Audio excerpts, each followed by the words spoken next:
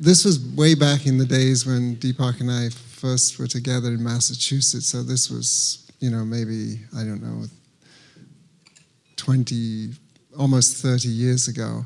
And we had a health center in Massachusetts that we managed for the TM organization. And one day we got a call from George Harrison's office in London saying that George had read one of Deepak's books and he would like to come and meet Deepak and come and spend some time at the center. So we thought, wow, this is great. And, and I was actually born in Liverpool, so, it's like the Beatles. So, we made the arrangements and he was flying into Boston, and Deepak had some meetings that he was involved in. He said, I've invited George to come to my house for dinner and then he can go to the health center, but he said, I can't go and pick him up. He said, can you pick him up at the airport? So I went to the airport and, met George. He was very gracious and funny, as you imagine he would be. And we got in the car, and so I'm driving the car, and George is sitting next to me, and I'm going, and I was having this thought, I can't believe George Harrison is sitting next to me. And just when I was having this thought, George turned to me and he said, I can't believe I'm going to Deepak Chopra's house for dinner. So it's all relative. Anyway, please welcome back Deepak.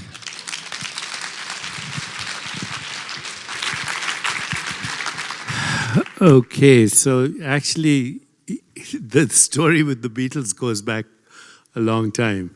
I was in medical school. In 1969, Maharishi was doing a course in Rishikesh, and the Beatles were there.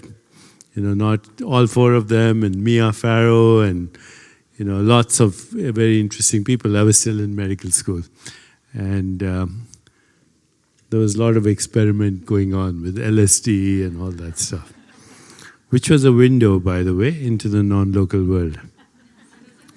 So after I met George, we had lots of very interesting discussions, and he was totally conversant with non-locality, awareness, enlightenment, the whole thing. And so we spent a lot of time together traveling in India. And then I spent a week with him in England at his home, which was a little bit outside London. And we were going back to the airport, and he was dropping me at the airport. And just before I took off, he said, I've written a song, but I don't want it published for a while. And I sang it in the studio. So I want to play that song to you because I shared the lyrics, because it's a beautiful song and it sets the stage for my last conversation with you. Do you have it? Project the lyrics too.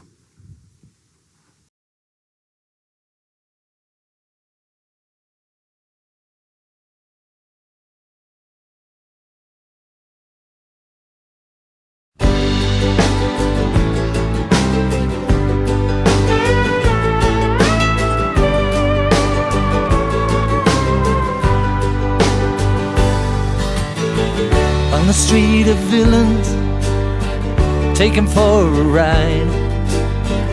You can have the devil as a guide. And crippled by the boundaries, programmed into guilt, till your nervous system starts to tilt.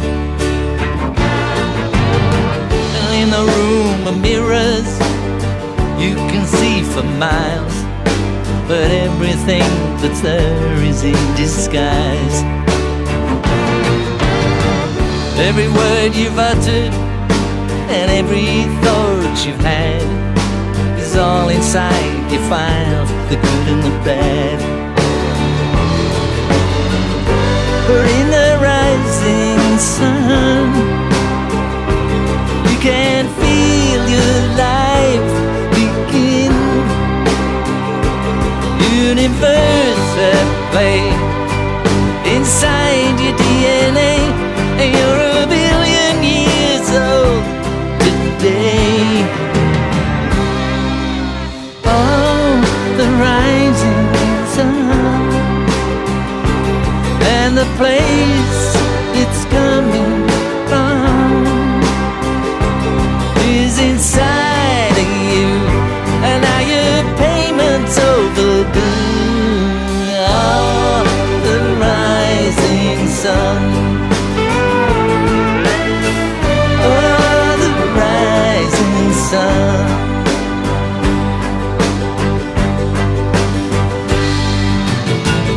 On the avenue of sinners, I have been employed, working there till I was near destroyed. I was almost a statistic inside a doctor's case when I heard the messenger from inner space. He was sending me a signal that for so long I had ignored, but he held on to my umbilical cord until a ghost of memory trapped in my body and mind came out of hiding to become alive. And in the rising sun, you can hear life begin. But it's here and now, nowhere and everywhere. Oh, its atmosphere is rare. Oh, rising sun, and the place that it's coming from is inside of me, and now I feel it constantly. Oh, the rising sun. Oh, the rising sun.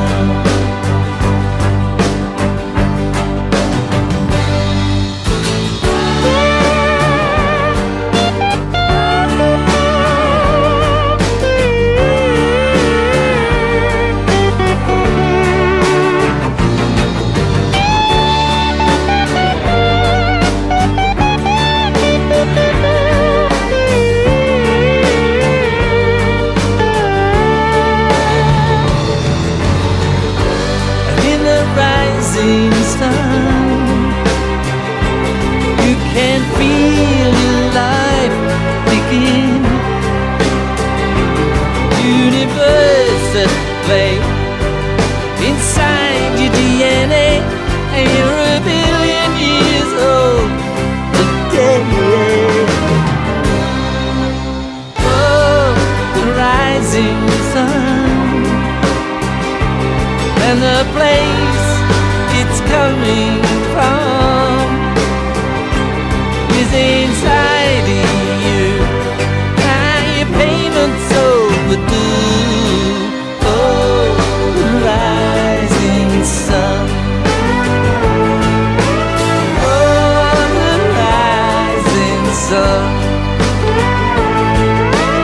Oh, the rising sun.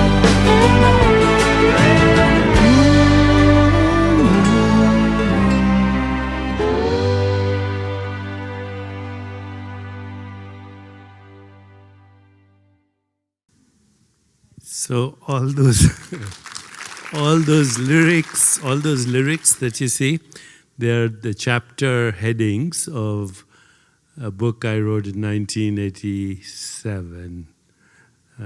That was Quantum Healing, and we republished the book last year. And he gave me those lyrics on a piece of scrap paper when he dropped me off at the airport. And the song was published only after his death. We kept it on file till then because he didn't want it published. He wanted it published later.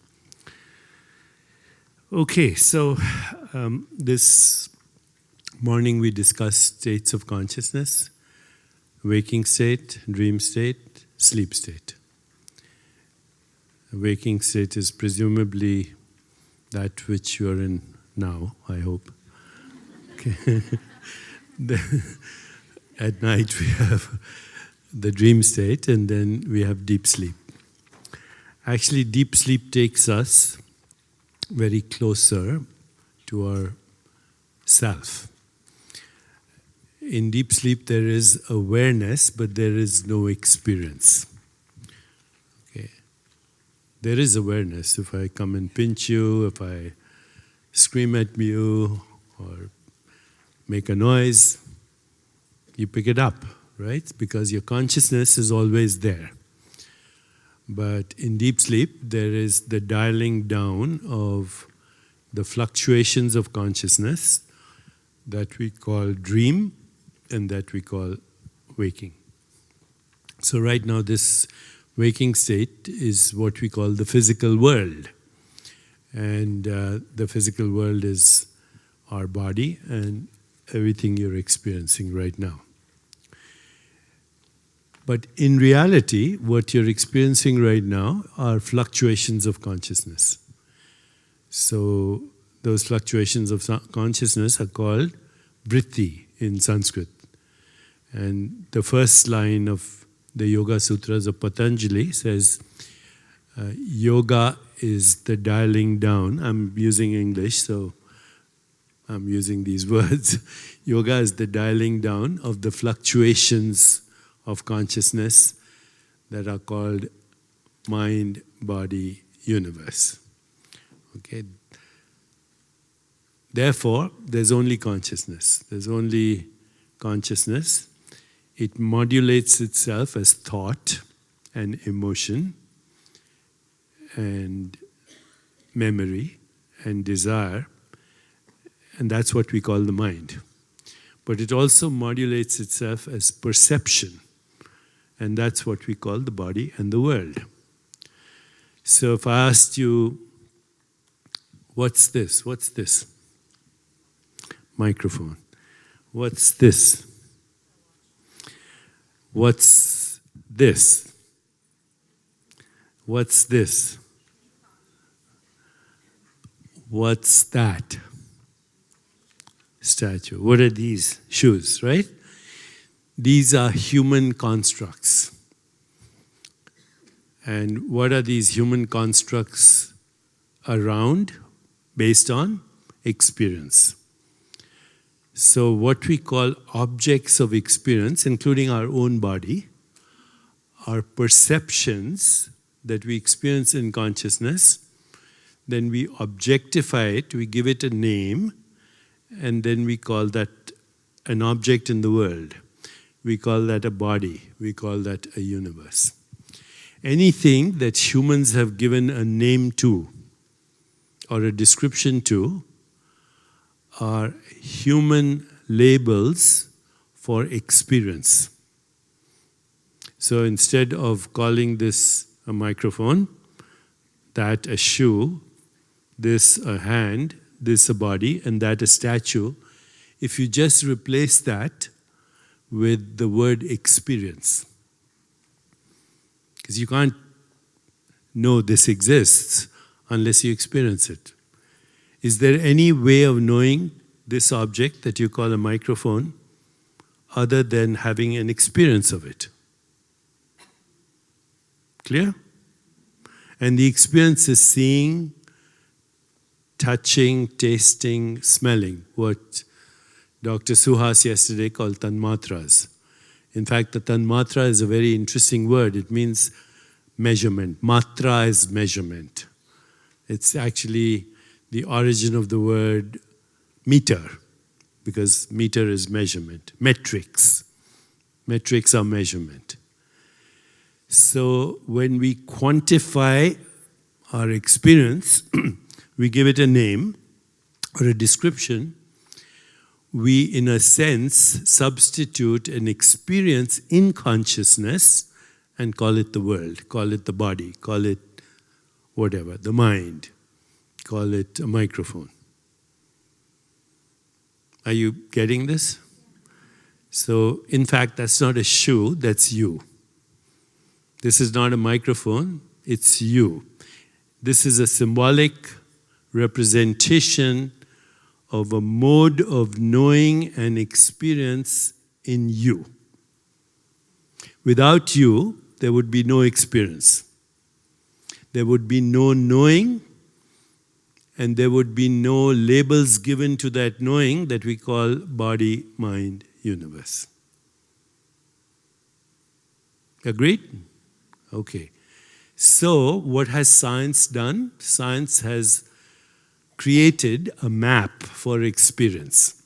It's a good map because, if we didn't have maps, we wouldn't know how to communicate with each other. If I tell you, I'll meet you on the corner of Broadway and 56th, and then we can walk across to Serafina and have Caesar salad, and we all think that's reality, but that's a map of reality, right? 56, we made it up. Broadway, we made it up. Serafina is another name, and Caesar salad is an experience.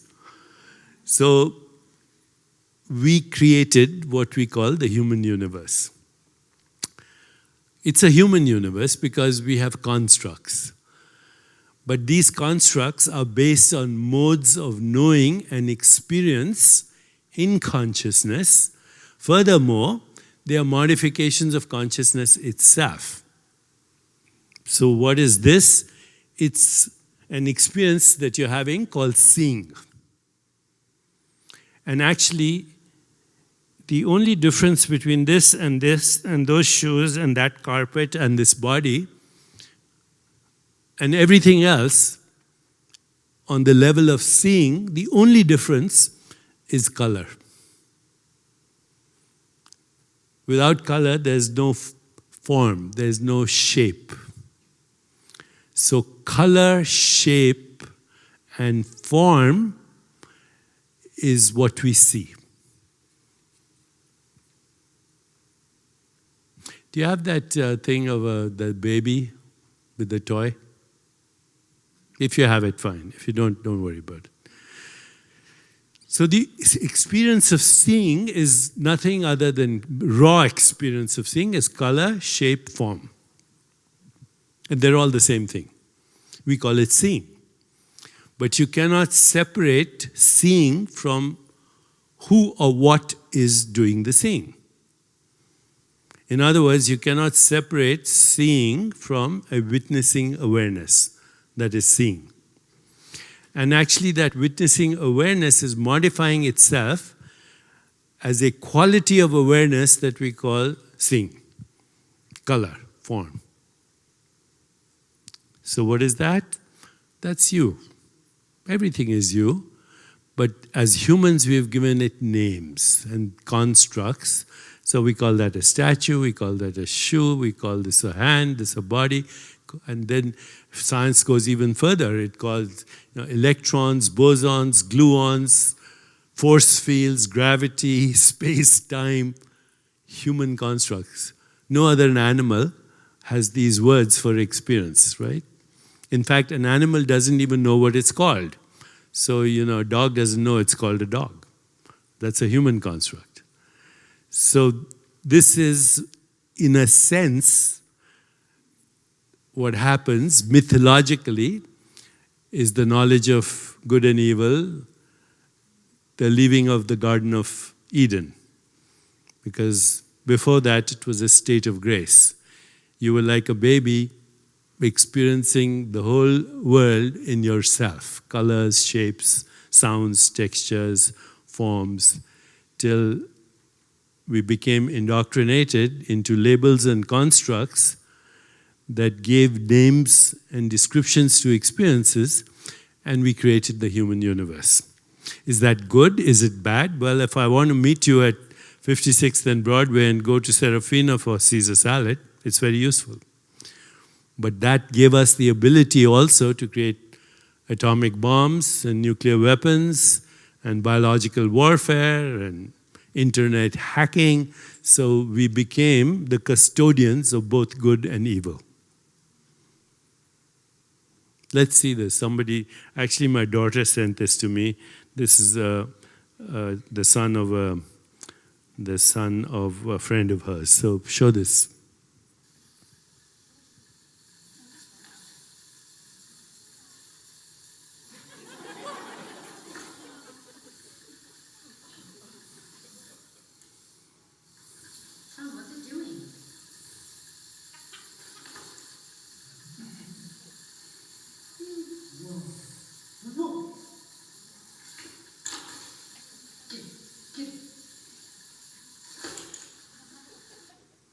Okay, so this is pre-construct, right? What do you see there?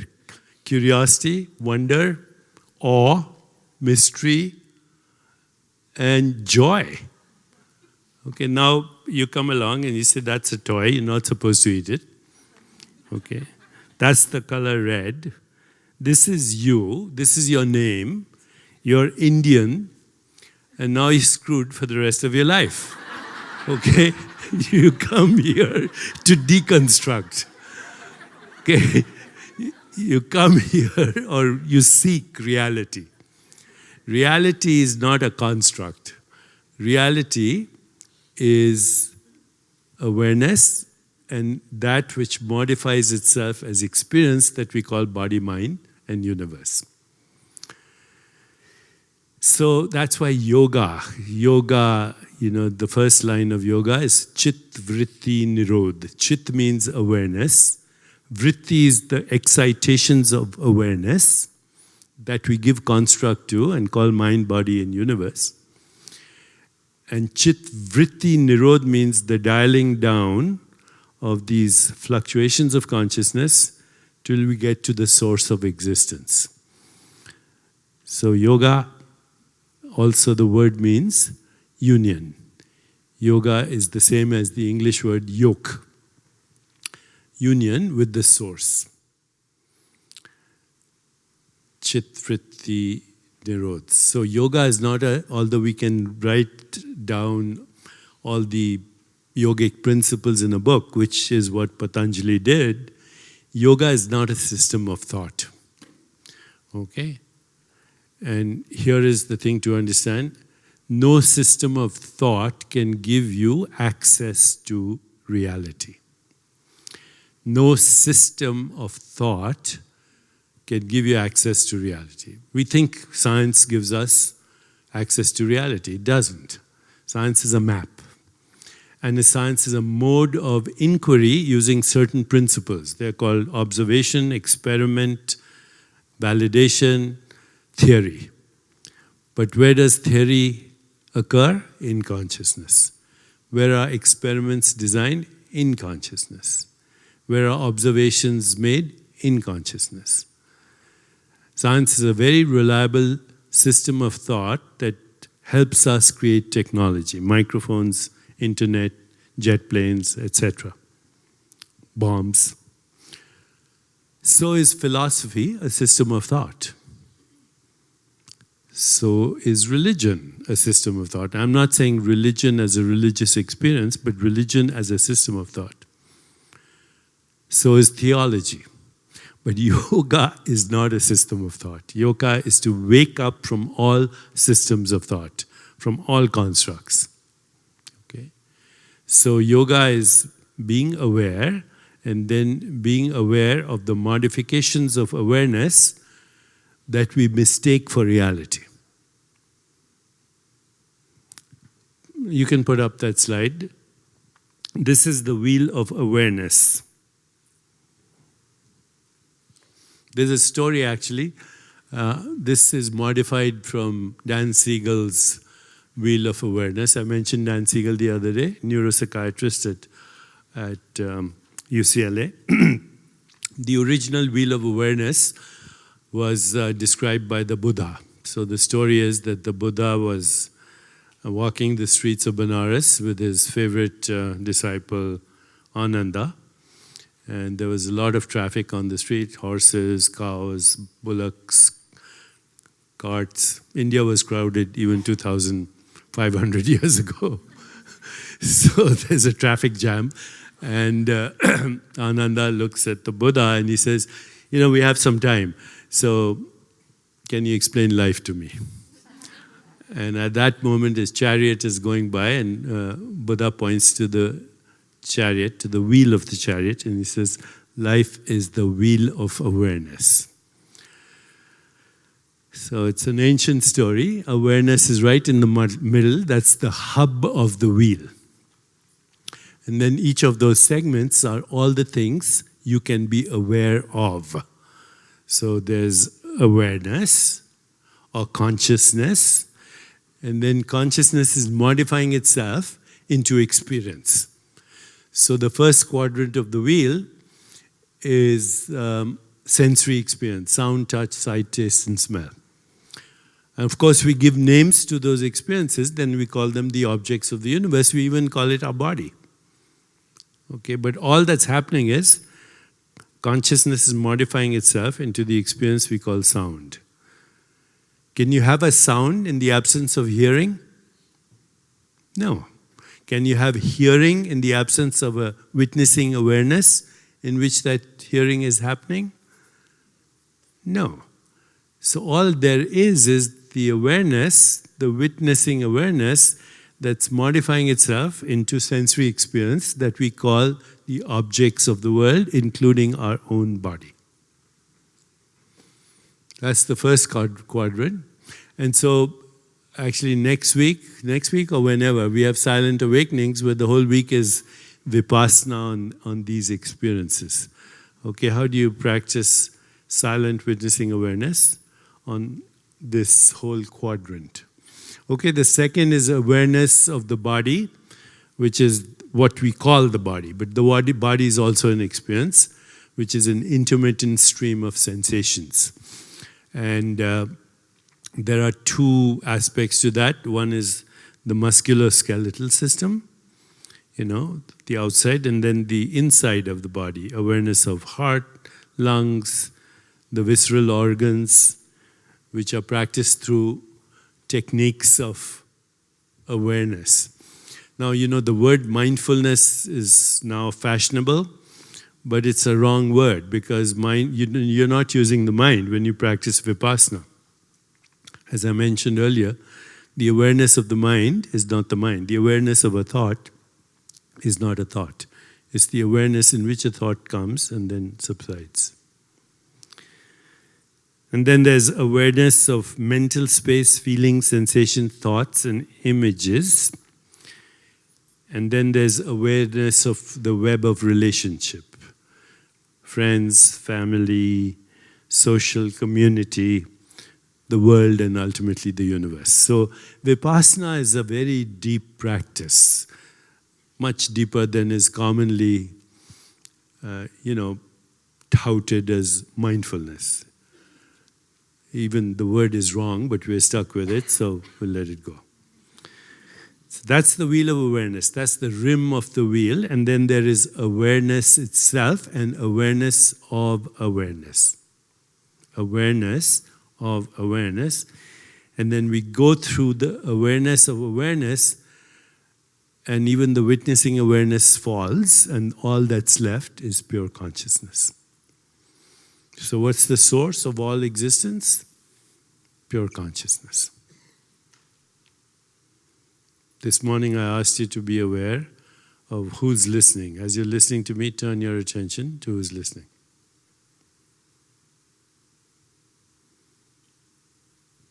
That's awareness of awareness. It's not that difficult.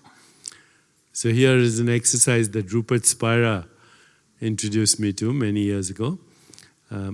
I'm going to ask you a question and just say yes, okay? The question is, are you aware? Yes. More enthusiasm. Are you aware? Yes. Okay. Now I'll ask you the same question, but don't answer it till I lift my hand up, okay? Are you aware? Yes. So are you aware is a thought. Yes is a thought. In between is you. Awareness. Easy, right? So now I'm going to ask you again. Are you aware? Don't answer it all. Just slip into it. Are you aware?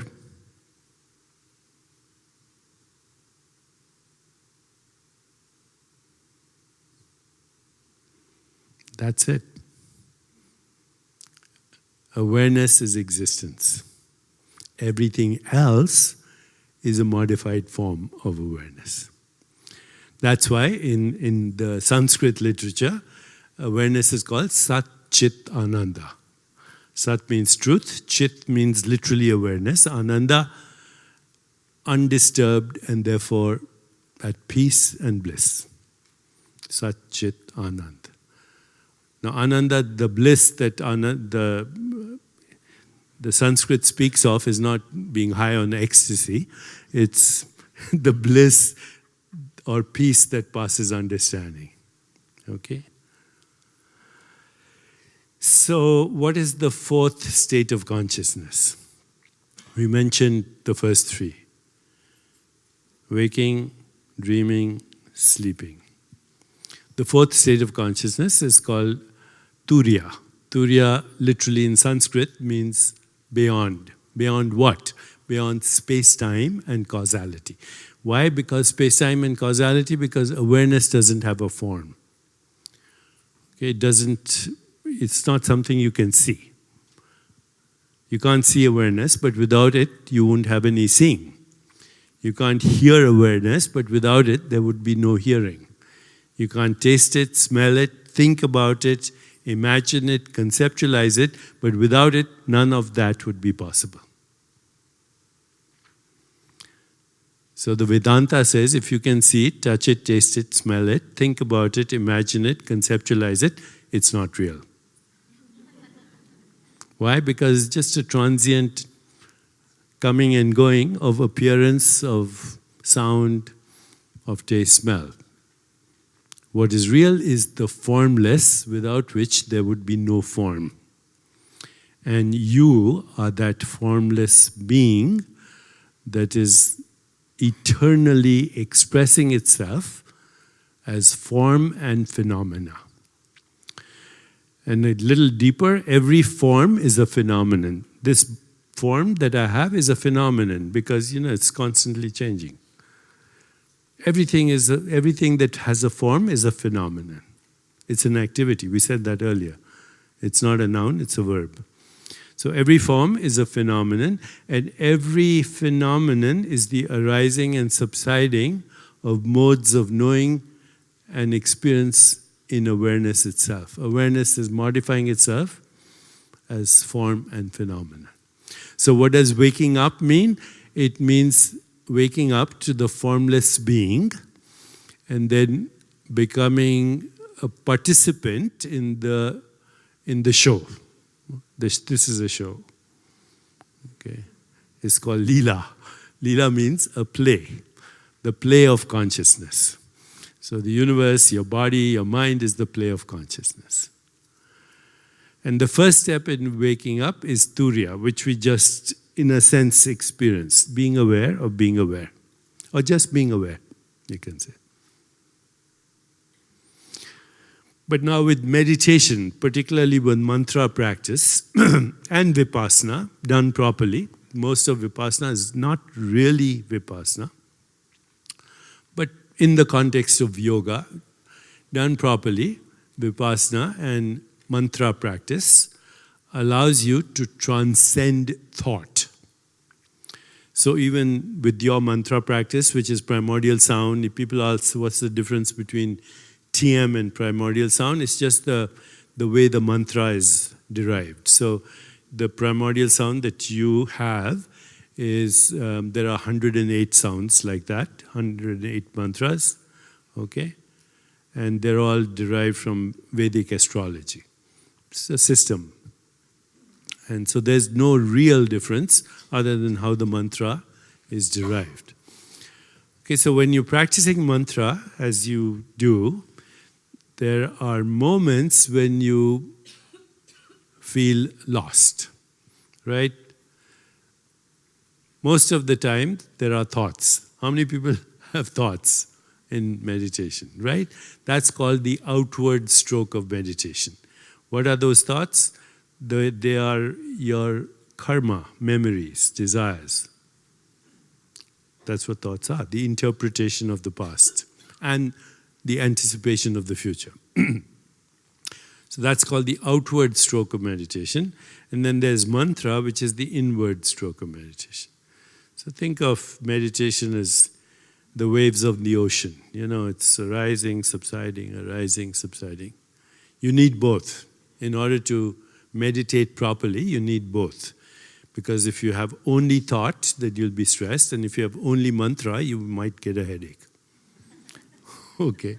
But this play of mantra and thought is what is the arising and subsiding, the stroke of meditation. Outward stroke, inward stroke. And then once in a while, there's no mantra, no thought. You're lost. That's non-local. Now you can't try to get there because trying to get there is a thought. Right? You just let it happen. That's why meditation should be totally effortless. No focus, no concentration, no headache. The mantra comes and goes, just like thoughts come and go. And then once in a while, transcendence. Another thing you can do is during the day, once in a while, just stop and say, am I aware? And then slip into this experience. Be aware of your being instead of what you're looking at. Be aware of the witnessing awareness. Another thing you can do is before you go to sleep at night, you can do a 5-minute mantra meditation and then recapitulate everything that's happened during the day. Not in detail, just see yourself on a video screen. What happened, you got up, you met this person, you had breakfast, whatever, and then you witness that whole experience, whatever happened during the day, and then you say, gone. Right? Because it is gone. And then when you sleep, you can also say to yourself, just as I witness my waking state today, which is already a dream, so at the end of the evening, everything that's happening during the day is already a dream, right? And you let it go.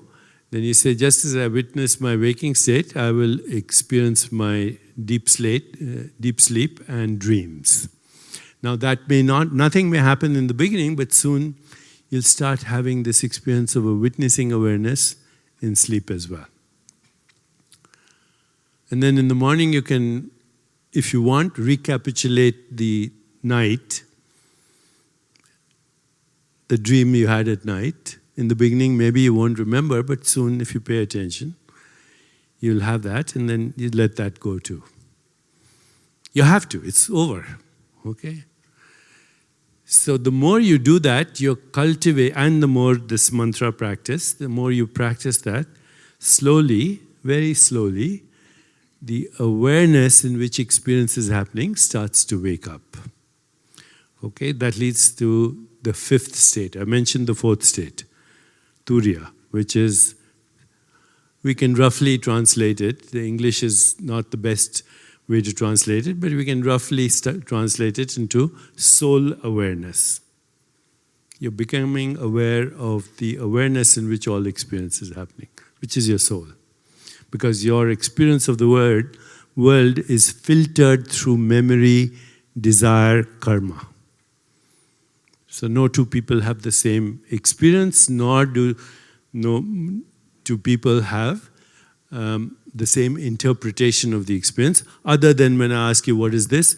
Then we all agree to call this a microphone. We all agree to call that a statue, a shoe. But it's an experience that we have, we say intersubjective agreement on how we label the experience. So if you practice all this, and we won't go into the wheel of awareness, which is a meditation, someday we'll do it in silent awakenings or wherever, or seduction of spirit. But the more you practice these techniques, the more there is the awakening of witnessing awareness.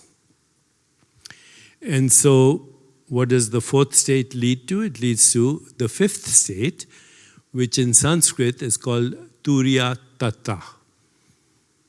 In English, the rough translation is cosmic consciousness. What is it?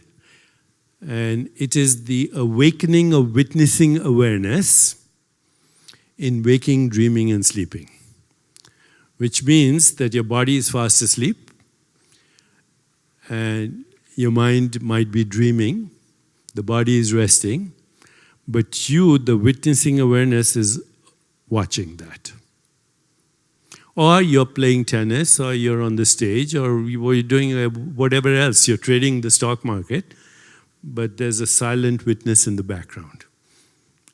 And you know that you are that silent witness, and the rest is all a coming and a going, and a rising and a subsiding in awareness.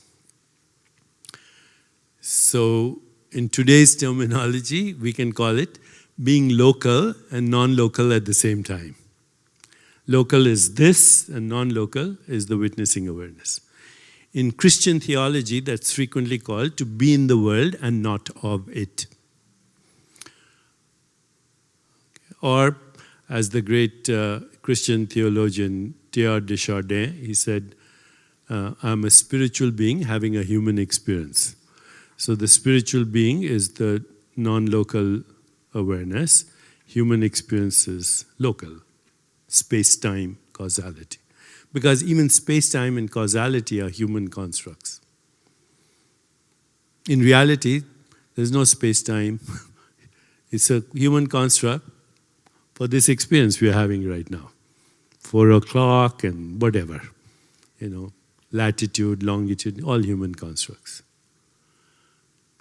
So when the witnessing awareness is fully awake, in waking, dreaming, and sleeping, then that's called cosmic consciousness. Now, before I go to the next step, let me share with you, although we say cosmic consciousness cannot be conceptualized because it's formless, it has certain attributes. So you might want to write these attributes down, or maybe you can project them because we've written them down. So the attributes of consciousness, which means awareness, which we cannot conceptualize, but we can give this a framework, okay? We can give it a framework. Number one is synchronicity. Because in the deeper reality, there's no cause-effect. In the deeper reality, there's no karma either, okay? It's all happening all at the same time. And it's all correlated. I was saying that it's all inseparable. And your body is an expression of that. A human body can think thoughts, play a piano, kill germs, remove toxins, make a baby, all at the same time, not one thing at a time, right? And your human body is also monitoring the movement of stars and planets, which are called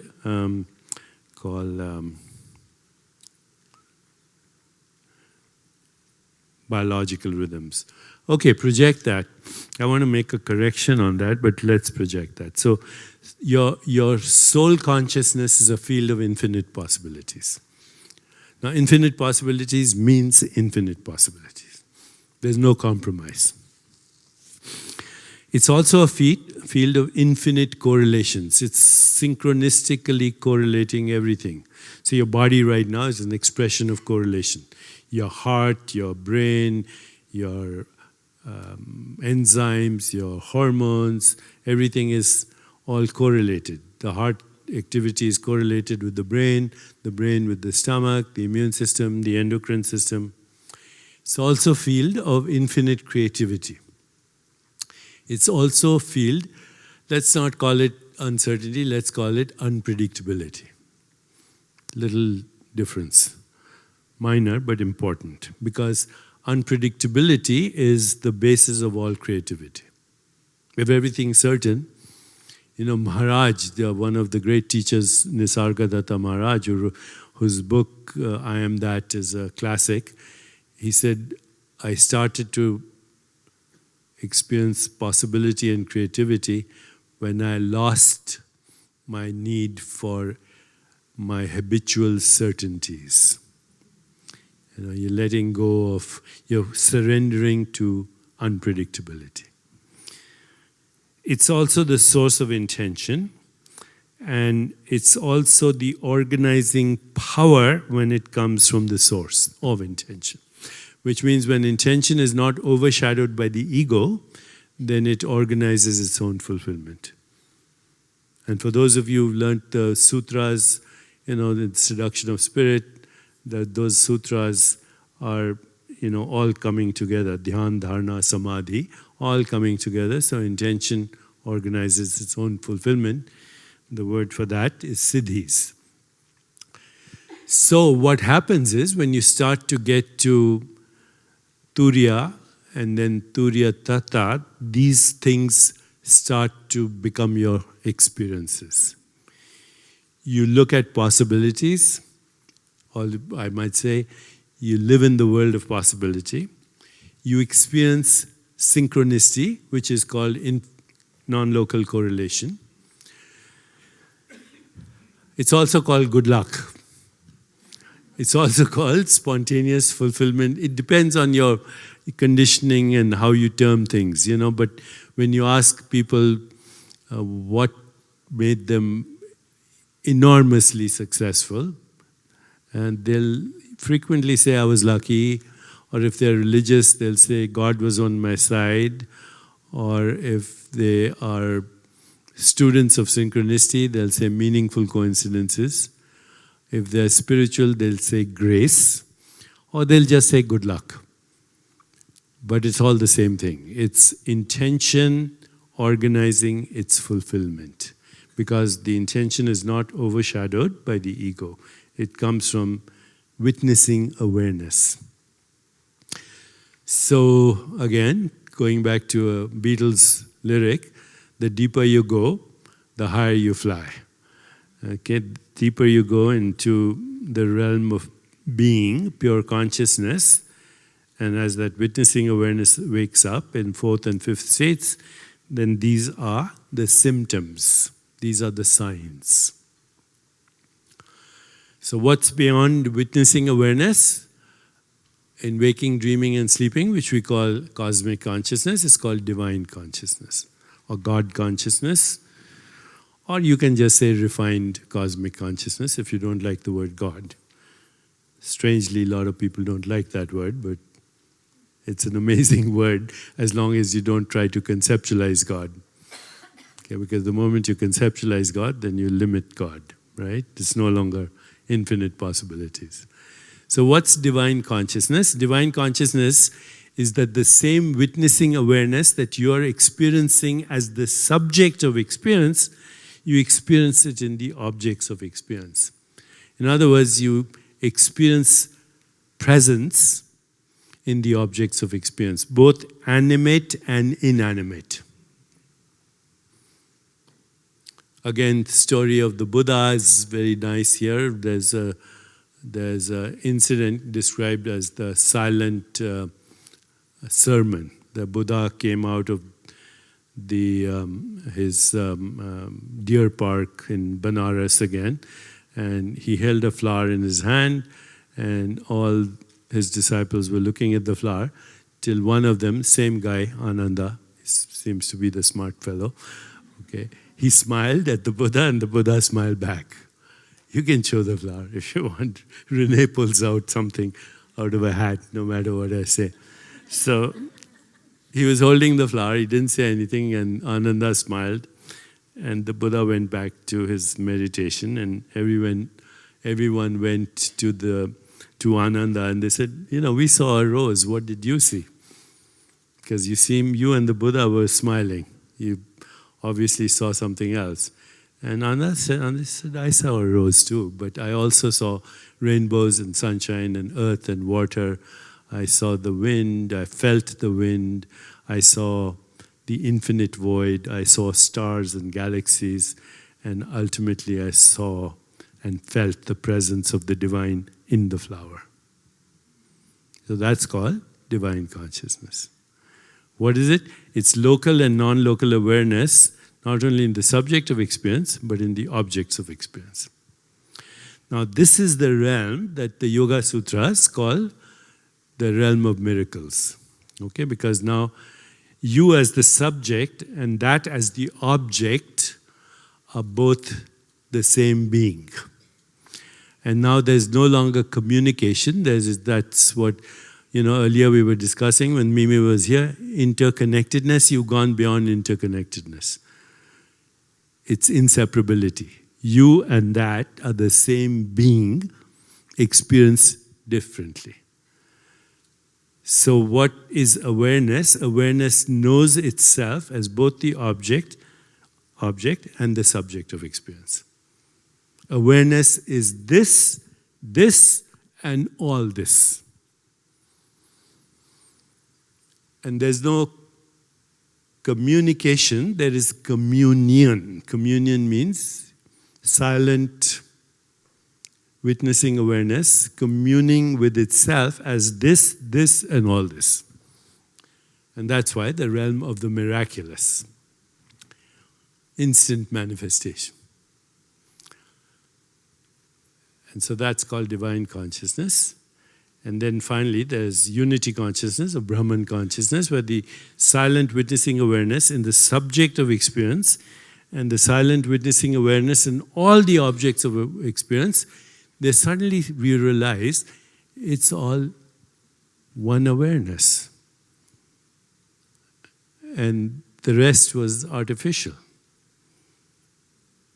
One awareness, and in that awareness, all knowers, all modes of knowing, and all objects known are arising in that one awareness. And at the most fundamental level, that's pure awareness, even the witnessing awareness falls away. And that, in this tradition, Vedanta, Kashmir, Shaivism, etc., that's called enlightenment. Now, as we move through these states of awareness, we're already doing studies, by the way. Paul Mills is already on it. We're looking at people who are having these experiences at these courses, Seduction of Spirit, Silent Awakenings, this course. And we're looking, at the moment, we're looking at their subjective experiences and we're trying to correlate them. And soon we'll be looking at the brain and the microbiome and all that. So we create a new science, basically, a science of consciousness. Okay. So that's where we are. And that's something to look forward to for all of us. So I'll conclude this. Your brain is different in different states of consciousness. Your biology is different in different states of consciousness. Your emotions are different. Your relationships are different. Your social interactions are different. And the world in which you find yourself is also different. You're not in the same world as what we call normal world, which is right now full of violence and inflammation and war and terrorism and eco-destruction and climate change, and everybody's caught up in that melodrama because that which we call the dream is becoming a nightmare. And you have to settle back and pick up your visitor's badge. No longer in the asylum. Okay? Watch the show. Upgrade the illusion. It's all illusion, but it's better to upgrade it, right? So that's what we will be doing in these sessions by creating the maps. Those maps are very useful. Vata, Pitta, Kapha, doshas, Vikriti, and Prakriti. These are maps. Just like science is a map, Ayurveda is a map. But Ayurveda says, unless Ayurveda and yoga go together, you'll be stuck with the map. Okay, and the map is not the territory. You can't go to Serafina and just enjoy the menu. You have to taste the food. And that comes from going beyond the map, okay, ultimately. Okay, so I'm going to stop here, and we have about 25 minutes. There are microphones on both sides. Happy to answer any questions. This is my last session with you. The course will continue tomorrow. So thank you for being here, and thank you for allowing me to participate with you at this.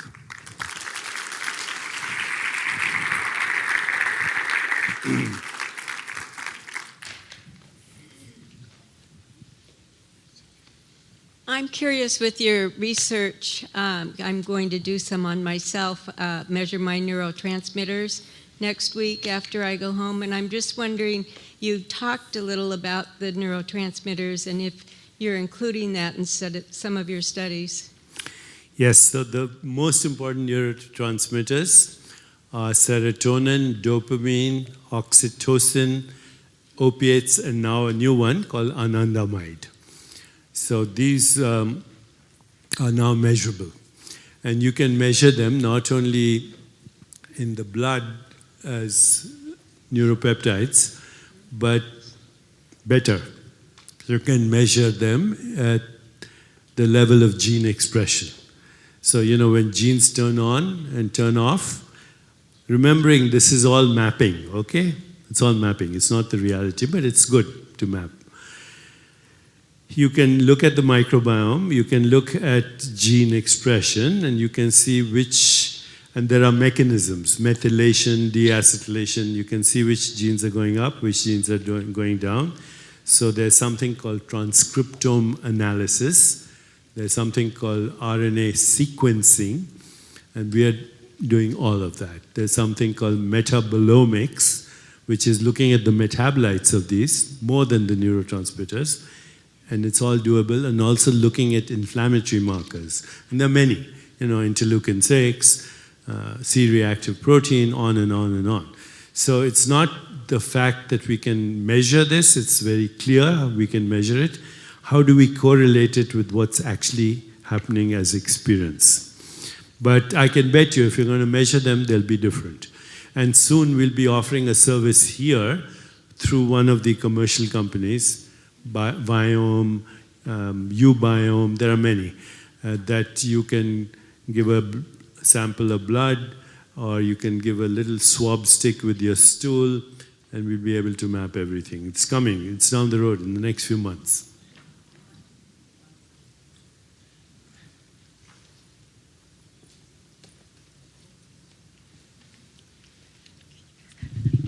Hi. Oops. Can I go? What happened? Okay, where are they going though? Okay. I don't know. Go ahead. Hi. Hi. I'm from Toledo, Ohio, which is sort of where there's a lot of inflammation. And I'm just wondering, when I look at my community, what is the feet on the ground sort of approach that you would recommend to try to reach people that don't have money to come to programs like this? And how do we reach people that don't have money? That. If they're interested, tell them to download Jayo. And every day there are 700 meditations that you have access to, and you have access to yoga teachers, you have access hopefully to creating your own community. So you can create community on the internet, but you can create community, live communities. I think there's no substitution for meeting people who have the same interests as you and the same spiritual yearning as you. And you can start with a community online. So just like we now, you know, when you go to Instagram, it says you like. How about like me? You're like me and I'm like you. And let's hang out together. If nowhere else, at least in this cyber space. So technology is going to help us, but ultimately you have to create a local community yourself. So I actually own a yoga studio, so we are working on it. But I also think that, you know, when we go back if you have a yoga studio, we can help you. You know, we can bring all this to the yoga studio in the beginning just through the apps.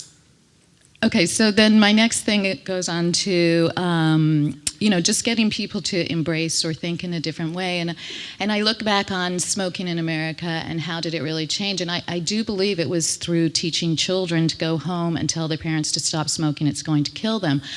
And are you guys working on any programs that we could bring into schools where we could really start from that level? It's the next step. Right now, there's one organization, Sonima. Sonia Jones and Paul Tudor Jones have created this, and they're bringing it to schools. We collaborate with them, but ultimately that's the only solution, because all your attitudes, everything that we call, whether you look at the world as an opportunity, as a problem, all of that is determined in kids. So unless we reach that generation, we are speaking to a few selected few people. So yes, that's the next thing we want to do. We haven't done it, but there are people who are doing it, and we want to collaborate, and we actually bring attention to those people. So look up Sonima. How do you spell it again? It's on Jaio too. Okay. Sonima, Sonima. Okay, great, thank you. Okay.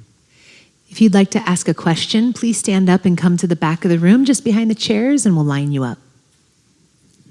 Hey, Deepak. I was just wondering what your thoughts were about receiving the sacrament, because just it kind of came into my mind when you were talking about divine consciousness and the collapse of subject-object, that sense of communion. And I always thought maybe that was exactly what it was meant, which was, you kind of in a way really do see the blood and body of Christ if you come with it from that divine consciousness. 100%. 100%. The ritual of sacrament is meant for you to experience that. So the body of Christ is actually everyone's body. It's everyone's body. It's the recycling of the universal body, right? It's the flesh and blood. But you have to see it that way, and you have to understand it that way, and the ritual strengthens that experience. Thank you. There's a place in Jerusalem that you can go to where the apostles met, and you can actually get a feeling for the sacrament. Thank you for the work you do. I just want to start there. And my mother loves you, too. Who does? My mother. Okay. It used to be I love you. Then it became my mother loves you. Now it's my grandmother loves you. And I'm realizing that death is stalking me. I just had to say that. I'm a nurse. I work in a behavioral health facility, and I started out, giving out pills and things like that. And I decided, no, that was not the way to go. So I started studying alternative therapies. And now I give groups to people, like we separate the groups into depression, bipolar, schizophrenia. And then we have another group, we group them into, addicts and da-da. So now I've started to do groups on, I do meditation with them, and I do yoga, and I break out into a dance every once in a while, just guided meditation, things like that. And that's at a HCA hospital. So I'd like to grow this. I mean, the patients love it. Of course. And so any suggestions on how I can do this? You're doing it. What Mimi said, breaking the silos. This is schizophrenia, this is depression, this is OCD, this is that. The root causes are the same. So, and right now, I think the root cause is simply worded as inflammation. Because anything you can do on the level of sleep, stress management, emotions, food, particularly food, right now, you're doing it. Yeah, and those are hard changes to ask a hospital to change the way they feed their patients. Slowly. It's really, I've been doing this for 40 years. So you have to be patient and do what you're doing. Right, just keep doing it. Thank you. Thank you. Hi, Deepak. I just wanted to say thank you. That's what this is about. I just wanted to show my gratitude. You're like my Beyonce. I tell everybody that. Truly. So it's not just the older people. It's, the millennials too. And your grandmother loves you. But you were my first intro into meditation, and I always tell people meditation literally saved my life because I was very ill. And now I'm on no medications, just all herbal supplements. So thank you for that. Thank you. But what I've done now is created a space for women called Namaste Nail Sanctuary. It's a nail salon where you go and you meditate while you're getting your nail services. Amazing. Where is this? We're actually under construction, but it will be in Sherman Oaks, California. Very good. And we're franchising. We've sold 12 already. Yay. Congratulations. But we're using your headsets. So that's what we're using. Excellent. So I've connected with your person here and trying to get our corporate office to get our dashboard and everything together. So this is just about thank you. Yeah, I no, don't we have a question. would love to help you. Yes, thank you. Get to the next stage. Anything you need in technology, just we're there to help you. Thank you so much. Okay. Oh, Doctor, my name is Sharon, and I was fortunate and blessed enough to be here on your worldwide meditation. It was 2015. Mm-hmm. We broke the Guinness Book of Records, right? Absolutely. It was the most. It was Half my a million first time. people, yeah. I was in perfect health then. And I just wanted to say that having Dr. Mimi, I believe, today felt like that. Oh, good. You know, it felt when she was speaking of religion Yeah, and she's the unity. very special. It was phenomenal. And I thank you for bringing her here on behalf of all of us here, my family here. And I also wanted to say, someone was asking about the Optimus Daily is yours, isn't it, with the Chopra Center? I have had so many people ask me about that, and that is just something that I had from the Chopra Center. I just said I wanted to be part of it. And so the Optimist Daily is basically all the good news of the world. And everyone asks me, you know, things that are, I can't stand Trump, I hate Trump, and I hate Trump also. So I said, you know, I'm sure you've heard of Dr. Chopra. I said he has something that will make you feel a little better, you know, the solar things and the energy. So I wanted to share that. Okay, and I but you don't sure hate Trump. You just dislike what he's doing. I don't hate. I'm sorry. Hate was a very ridiculous word. No, I just have some problems with him. But I thank you very much for everything. Thank you. Thank you. This week, I write once a week for the San Francisco Chronicle. So last week, no, sorry, that wasn't on the Chronicle. That was on CNBC. Or just go to the internet and type out The Hateful Brain, and you'll see why people actually who hate are full of fear and what their brain is doing, you know. And so just go on the internet and type out The Hateful Brain and my name, and you'll find it. Yeah. Hi, Deepak. I'm Fernanda from Brazil, and I'm so thankful for you that you wrote this book, Quantum Healing. It saved my life. It's saving my life. Chitra stories just like mine. I have lung cancer and breast cancer, and the doctor said, there's nothing you can do, so that's why I came here, so thank you very much. Thank you. That's so good to hear. Yeah, and my question is, you said the ATCG that forms our DNA comes from another planet, or another galaxies. So do you think there's life in other planets? No? Okay, so let me tell you what science is telling, and then I'll tell you what I really think. Okay? According to current science, there are 2 trillion galaxies. Now, that's an unimaginable number, right? Can't even imagine. 2 trillion. Each galaxy has about 100 billion stars. So you multiply 100 billion by 2 trillion, that's a number you can't even imagine. 2 trillion multiplied by 100 billion stars. Now, each star has a few planets. Okay, so we have in our little part of the junkyard of infinity, which is we've created a junkyard even in space. But in our solar system, there are 9 planets if you include Pluto. Okay? But now scientists have discovered exoplanets in a galaxy next door, Andromeda. Okay, but then they're called exoplanets. Exo means outside our particular solar system.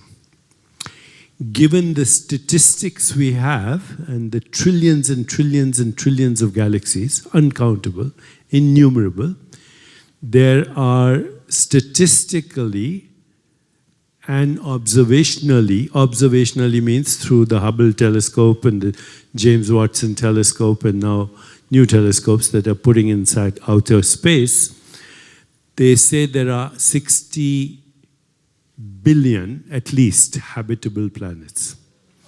Okay? In just, at least, probably more. If you go to MIT, and they have, a department there called astrobiology, and they have one in Columbia University too. In fact, if you read my book, You Are the Universe, there's an endorsement by the astrobiologist at Harvard. They are discovering a possible habitable planet a week. Amongst them, they have an app. So every time they discover a habitable planet, a possible habitable planet, it beeps. And every week, they're discovering a so-called habitable planet. Will we ever make contact with these beings? Well, theoretically, yes, because as we go into the quantum realm, you can theoretically deconstruct all the information and then reconstruct it by emailing it. But if you get to the real quantum level, which is superposition, then anybody watch Star Trek? So when the captain says, "Beam me up, Scotty," Scotty disappears here and suddenly shows up there without having to go from here to there. Now in quantum science, that's called teleportation, and it happens all the time at that level.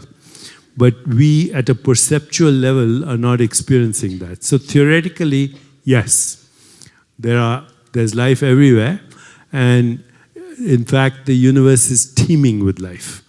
And that theoretically, as our what's his name, Elon Musk and all these people, they're talking at a very early stage, talking about creating what are called biospheres. So the moon is a possible location where we'll be able to create a biosphere, which means atmosphere like this, by sending genetic information and basically seeding the planet with life. But in the deeper reality, you won't need to do that, as our technology advances. That's what science is saying. Now, on the level of consciousness, it's all happening in you. Right? So when you go to pure consciousness and you learn to activate pure consciousness from that level, you can occupy the world of another being. So one of the experiments we're doing right now, because, that's not so easy to look at all this.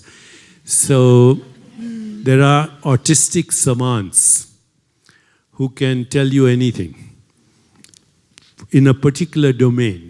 That they look at a parking lot and they'll tell you all the numbers, registration numbers of all the cars, or what cars were there yesterday based on what they're seeing today. Or there are autistic mathematical savants. There are autistic musical savants. You say, why autistic kids? Well, because they haven't been programmed into our constructs. There's a part of the brain that doesn't access those constructs, but it accesses non-locality. So about 3 months ago, I went to New Jersey, and somebody had identified this kid who's an Indian kid, actually, Indian American. He was born here. But when he was about 4 years of age, he would tell his mother, "Why were you speaking about me to so-and-so?" Or he would have called her from school and say, "You shouldn't have said that." And she would get unnerved. She said, "How do you know?" And he said, I love you so much, I can get inside your mind, and then I experience what you're experiencing.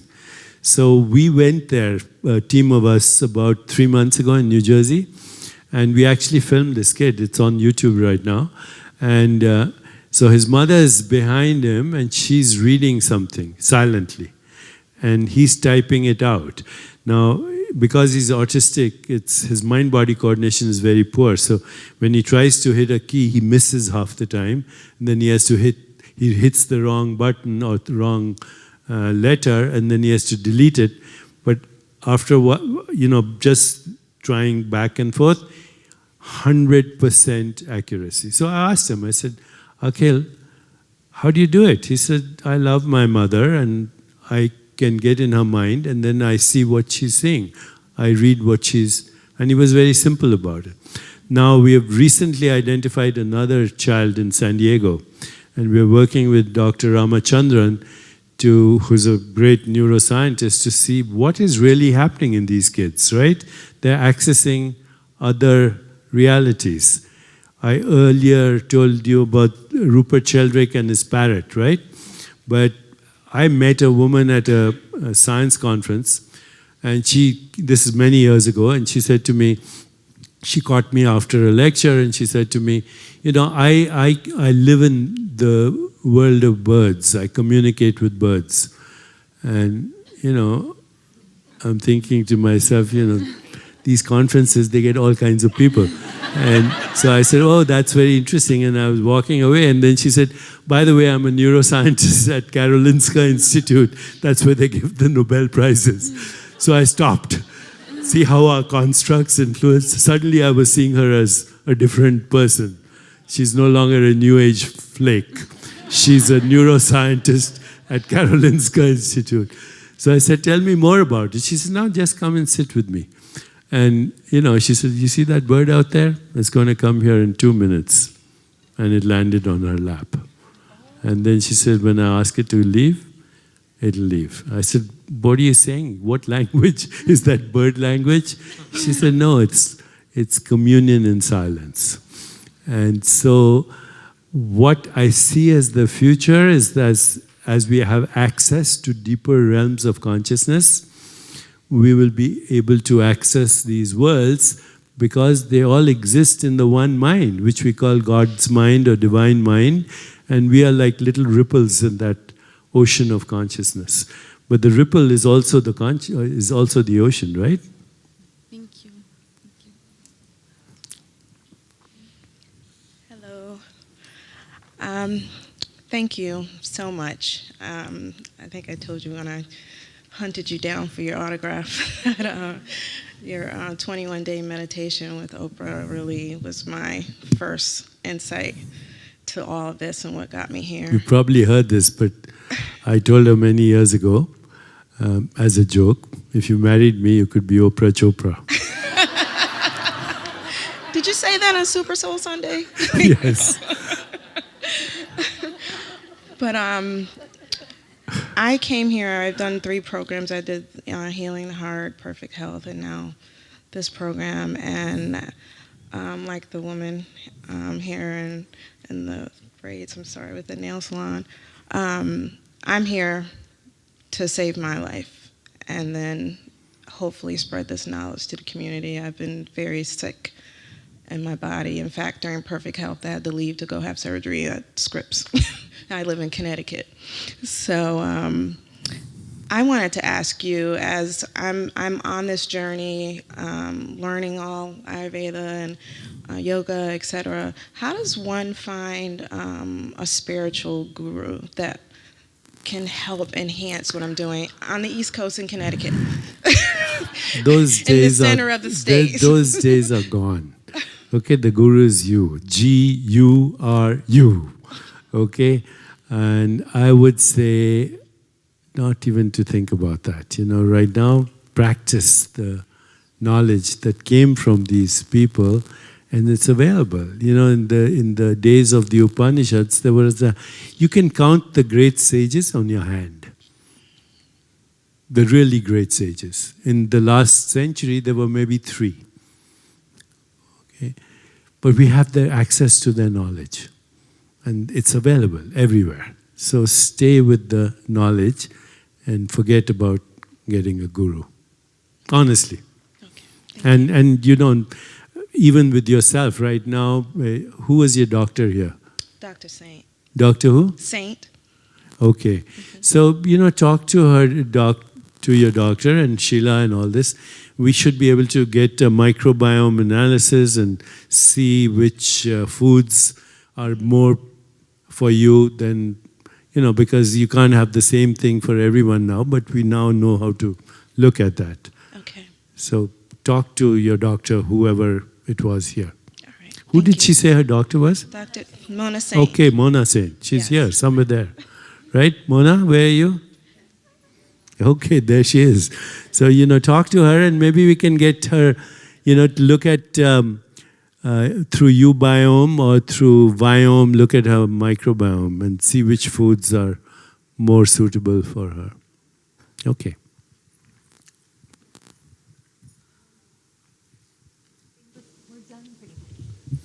Okay, thank you so much and I'll see you later. All the best. God bless.